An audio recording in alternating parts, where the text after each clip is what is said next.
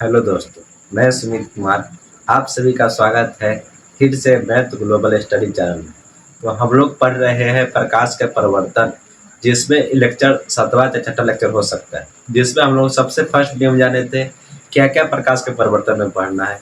फिर जाने थे प्रकाश क्या होता है, फिर जाने थे प्रकाश के परिवर्तन क्या होता है, प्रकाश के परिवर्तन में कितने नियम होते हैं। फिर जाने थे गुली दर्पण क्या होता है, गुली दर्पण द्वारा कैसा प्रतिबिंब बनता है, उत्तल दर्पण, अवतल दर्पण, इस तरह के जितने भी सवाल थे आप लोग को सब करा दिए। फिर जान गए थे गुली दर्पण कंडीशन, 3 कंडीशन क्या होता है। यदि किरण मुख्य अक्ष से आ रही है तो फोकस होकर लौटेगी, यदि फोकस होकर आ रही तो मुख्य अक्ष से लौटेगी, यदि वक्रता केंद्र से आ रही तो वक्रता केंद्र से लौटेगी। जितना भी इस तरह का सवाल था, यदि जितना एंगल पर आएगी उतना ही एंगल पर वापस लौटेगी। जितना भी आप लोग का सवाल था सब करा दिए। मात्र 3 से 4 वीडियो और लगेगा, उसका प्रकाश का परिवर्तन आपका खत्म हो जाएगा। एक ये टॉपिक बच गया है प्रतिबिंब क्या होता है, एक आप लोग का बच गया गुली दर्पण द्वारा प्रतिबिंब निर्माण, अवतल दर्पण द्वारा कैसा प्रतिबिंब निर्माण होता है और उत्तल दर्पण द्वारा कैसा प्रतिबिंब निर्माण होता है। एक चीज आप लोग का और बच गया है दर्पण सूत्र, और एक चीज और बच गया आवर्धन क्या होता है। दर्पण सूत्र और आवर्धन दोनों की चीजें बता देंगे। फिर आप लोग को बता देंगे कुछ न्यूमेरिकल जो एग्जाम के लिए इंपॉर्टेंट होगा। उसके बाद आपका प्रकाश के परिवर्तन पूरा चैप्टर समाप्त हो जाएगा। एक भी कंसेप्ट आपको नहीं छोड़ेगा, वो ख्याल से आपको जो पूछना है पूछ सकते हैं। एक आठ टॉपिक आपने पूछे किरण पुंज, किरण पुंज क्या होता है। किरणों को समूह किरण पुंज कहते हैं। जब बहुत सारे किरण एक साथ आकर मिल जाते हैं, एक साथ आकर एक जगह मिल गए तो क्या बन गया, किरण पुंज। इस तरह छोटे मोटे सवाल है वो जान जाए। जैसे प्रकाशिक अप्रकाशिक वस्तु क्या होता है, अप्रकाशिक वस्तु क्या होता है। इस तरह का छोटा मोटा चीज भारतीय भवन में दिया हुआ है। जिससे प्रकाश निकलता है उसे प्रकाशित वस्तु कहते हैं, जिससे प्रकाश नहीं निकलता है उसे अप्रकाशित वस्तु कहते हैं, जिससे प्रकाश थोड़ा मात्रा में निकलता है उसे अर्ध प्रकाशित वस्तु कहते हैं। इस तरह छोटे मोटे सवाल सब दिया हुआ है। ये सब कोई बड़ा सवाल नहीं हुआ। जितना मेन सवाल सब था जो एग्जाम के लिए इम्पोर्टेंट था अब वो क्लास में याद करा दिए। नहीं तो पिछले वीडियो देख लीजिए, सब आपको पता चल जाएगा। लय बाय लय सब वीडियो देखिए, शुरू से लास्ट तक सब वीडियो आराम से दिखाई देगी। आपको हर एक चीज लय बाय लय समझ में आए, क्योंकि सबसे सिस्टमेटिक तरह से आपको समझाता है। तो आइए बिना देर के वीडियो चालू कर। वीडियो में हम लोग दो चीज पढ़ना है। इसमें प्रतिबिंब क्या होता है, क्या पढ़ना है, प्रतिबिंब क्या होता है, और टाइप्स ऑफ इमेज। प्रतिबिंब इंग्लिश में बोलते हैं इमेज, इमेज क्या होता है। फिर पढ़ना है टाइप्स ऑफ इमेज, प्रतिबिंब के प्रकार, प्रतिबिंब के प्रकार। आप लोग कोई डाउट है तो कमेंट बॉक्स आपके लिए खाली है, उसमें कोई भी डाउट आराम से आप पूछ सकते हैं। इसमें दो चीज पढ़ना है, एक प्रतिबिंब के बारे में, एक प्रतिबिंब के प्रकार के बारे में। तो सबसे पहले समझते हैं प्रतिबिंब क्या होता है। प्रतिबिंब नाम है प्रतिबिंब। तो सबसे पहले इसमें दो वर्ड आता है, एक बिंब आता है। तो बिंब के मतलब होता है वस्तु, बिंब के मतलब क्या होता है, वस्तु। प्रति मतलब होता है उसका इमेज, मतलब वस्तु का प्रति मतलब उल्टा, वस्तु का उल्टा इमेज, वस्तु का उल्टा इमेज क्या कहलाता है, उसका प्रतिबिंब कहलाता है। मतलब उसका छाया, क्या बोले, उसका छाया क्या कहलाता है, प्रतिबिंब, जो पिछले वीडियो में चर्चा कर चुके हैं। तो कोई भी चीज क्या होता है, जैसे यहाँ समझ, जैसे कोई दर्पण है, यहाँ पर क्या है, कोई दर्पण। तो मान लीजिए कोई दर्पण, ये कोई दर्पण, यहाँ आप खड़े, इसका बीच में इसका लाइन होता है मुख्य अक्ष जिसको बोलते हैं। ये सब बात आपको बता, ध्रुव, मुख्य अक्ष, फोकस, दूरी, वक्रता के जितना भी था सब बता दिए। इसमें कोई आप लोग डाउट ही नहीं होना चाहिए। ये दर्पण हो गया, ये मुख्य अक्ष हो गया। यदि आप मान लीजिए यहाँ पर ठहरा है, मान लीजिए हम यहाँ पर ठहरा है, दर्पण बता गया तो मेरा इसमें इमेज बनेगा, प्रतिबिंब बनेगा। फिर पूछेगा इमेज क्या होता है। जैसे पहले समझिए, यहाँ ठहरा है, आपका इसमें फेस दिखाई देगा कि नहीं दिखाई देगा, आपका फेस इस पर टकराएगा। आपसे किरण, जो आप ठहरा है हमसे किरण निकल रहा है, इसलिए आप हमको देख पा रहे हैं। हमें किरण जब लाइट बंद हो जाता है हमको नहीं देख पाएगा। तो वस्तु दूसरे लाइट जाएगा कि नहीं जाएगा, टकराएगा क्या, वापस लौटेगा। तो वस्तु जैसे कोई ठहरा है, इसका यहाँ पर दर्पण है, यहाँ पर क्या है, दर्पण, इसे टकराया किरण कहीं ना कहीं उसका पीछे लगा दीजिए पर्दा, उस पर उसका इमेज बनेगा। मतलब किरण टकराने के बाद जैसे आप खुद कर दे, टॉर्च लीजिएगा, लाइट पर बाड़िएगा, मतलब दर्पण पर बाड़िएगा, देखिए टकराकर किसी पीछे कुछ लगा दीजिएगा पर्दा उधर, देखिए टकराकर वहां पर गया, जो गया वो जो चीज बना है यहाँ पर वो किसको क्या कहते हैं, प्रतिबिंब। इसी चीज को छाया क्या बोलते हैं, प्रतिबिंब। आपसे किरण टकराकर वापस लौट गई और जहां पर वो बनेगी उसी चीज को क्या कहेंगे, प्रतिबिंब।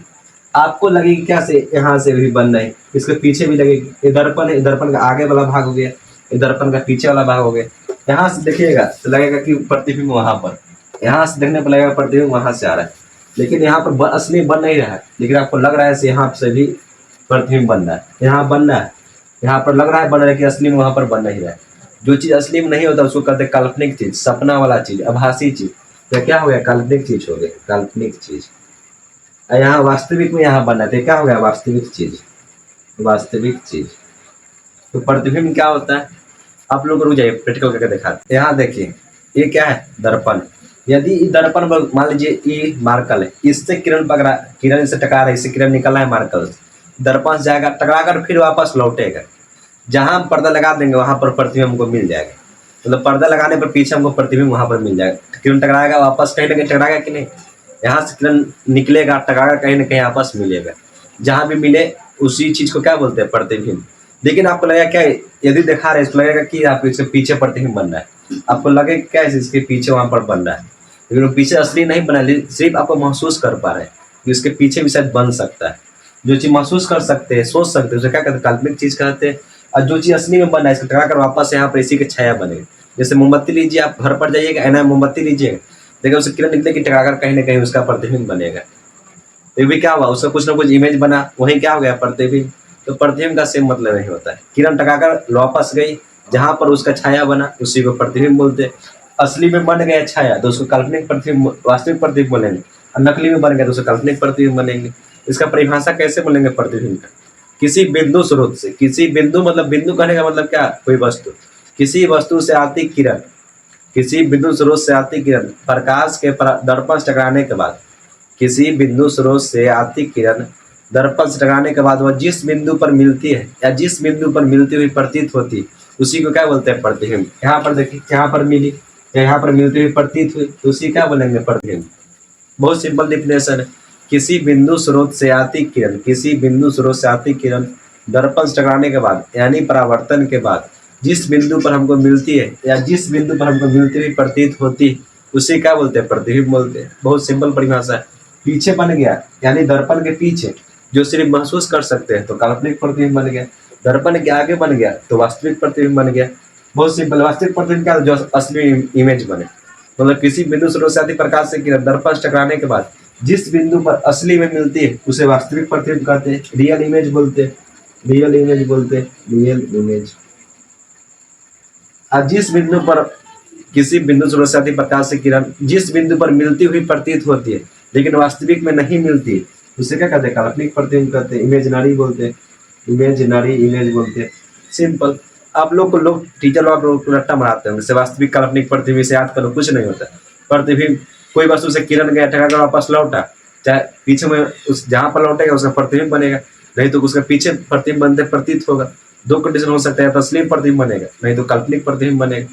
वास्तविक जो असली में वस्तु किरण टकरा कर वापस में असली में मिल गई, असली में उसका छाया बन गया, प्रतिबिंब बन गया, तो वास्तविक प्रतिबिंब हुआ। उसका सिर्फ प्रतिबिंब बनते हुए प्रतीत होती है तो काल्पनिक प्रतिबिंब हो जाती है। तो आपका बहुत आसानी से 2 टॉपिक कंप्लीट हो चुका है, प्रतिबिंब क्या होता है और वास्तविक प्रतिबिंब क्या होता है, काल्पनिक प्रतिबिंब होता है। तो आज के बाद कोई भी पूछे, आपका डेफिनेशन नोट्स में मिल जाएगा, उसको चिंता नहीं कीजिए। एक बार पूरा प्रकाश का प्रवर्तन पढ़ा देंगे, उसका नोट्स डिस्क्रिप्शन में डाल देंगे, वहां से पूरा चीज एकदम लय बाय लय रहेगा, उसके लिए आप लोग चिंता नहीं कीजिए। एक बार फिर से बोलिए, प्रतिबिंब का परिभाषा क्या होता है। परिभाषा का आप लोग कॉन्सेप्ट बता दिए। यदि कोई वस्तु से किरण आ रहा है तो दर्पण से टकराने के बाद जिस बिंदु पर मिलेगी या जिस बिंदु पर मिलती हुई प्रतीत होगी उसको प्रतिबिंब बोलेंगे, यानी इमेज बोलेंगे। इमेज 2 टाइप्स, वास्तविक और काल्पनिक, रियल इमेज और इमेजिनरी इमेज। वास्तविक इमेज क्या होता है, किसी बिंदु स्रोत से आती प्रकाश की किरण दर्पण से टकराने के बाद जिस बिंदु पर असली में मिलेगी, जिस मोमबत्ती का छाया असली में जहाँ बनेगी उससे क्या कहेंगे, वास्तविक इमेज। लेकिन जहाँ आपको लगेगी इसे नहीं उस तरह बन सकता है लेकिन असली में वहाँ बन ही नहीं सकता, उसे काल्पनिक इमेज कहेंगे। मतलब किसी बिंदु स्रोत से आती प्रकाश किरण जिस बिंदु पर वास्तविक में नहीं मिलती, मतलब सिर्फ कल्पना कर सकते वहां पर मिल सकती है लेकिन असली में नहीं मिलती, उसे क्या कहते हैं, काल्पनिक इमेज। इसी के साथ 2 टॉपिक आपका समाप्त हुआ बहुत आसानी से। वास्तविक प्रतिबिंब, काल्पनिक प्रतिबिंब, प्रतिबिंब क्या होता है।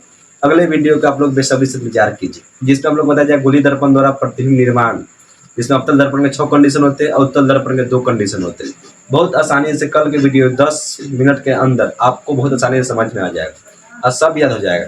कल के वीडियो से आपका 5-10 नंबर एग्जाम में फिक्स है, ये लिख लीजिए। इसी के साथ मैं वीडियो समाप्त करता हूँ। जय हिंद, जय भारत।